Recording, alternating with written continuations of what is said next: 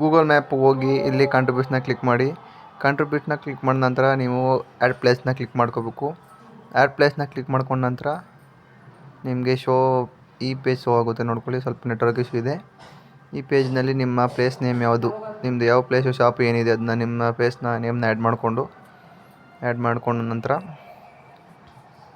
Next ಇಲ್ಲಿ ಈ ರೀತಿಯಾಗಿ ಕ್ಯಾಟಗರಿ ಕೇಳುತ್ತೆ. ಯಾವ್ದು ನಿಮ್ಮದು ಕ್ಯಾಟಗರಿ, ಯಾವ ಶಾಪು, ಯಾವುದು ಈಗ ಪಾನ್ ಆಗಿರ್ಬೋದು, ಬಾರ್ ಆಗಿರ್ಬೋದು, ಹೋಟೆಲ್ ಆ್ಯಂಡ್ ರೆಸ್ಟೋರೆಂಟ್ ಆಗಿರ್ಬೋದು, ಅದನ್ನ ಈ ನೇಮ್ ಆ್ಯಡ್ ಮಾಡಿಕೊಂಡು ಇಲ್ಲಿ ಈ ರೀತಿಯಾಗಿ ಶೋ ಆಗುತ್ತೆ. ಫುಡ್ಡು, ಶಾಪಿಂಗು ಅದನ್ನ ಆ್ಯಡ್ ಮಾಡ್ಕೊಂಡ ನಂತರ ನೆಕ್ಸ್ಟು ಅಲ್ಲಿ ಮ್ಯಾಪು ಎಲ್ಲಿದೆ ಅಂದ್ಬಿಟ್ಟು ಅದನ್ನ ಪ್ಲೇಸ್ನ ಕೇಳುತ್ತೆ. ಪ್ಲೇಸ್ನ ಕೇಳಿದ್ಮೇಲೆ ಸಬ್ಮಿಟ್ನ ಕೊಟ್ಟೈತೆ. ಇಲ್ಲಿ ಮ್ಯಾಪ್ನ ಚೂಸ್ ಮಾಡಬೇಕು. ನಿಮ್ಮ ಅಂಗಡಿ ಶಾಪ್ ಎಲ್ಲೈತೆ ಆ ಶಾಪ್ನ ನೀವು ಚೂಸ್ ಮಾಡಿಕೊಂಡು ಅಲ್ಲಿ ನೀವು ಪ್ಲೇಸ್ನ ನೇಮ್ನ ಆ್ಯಡ್ ಮಾಡ್ಕೋಬೇಕು.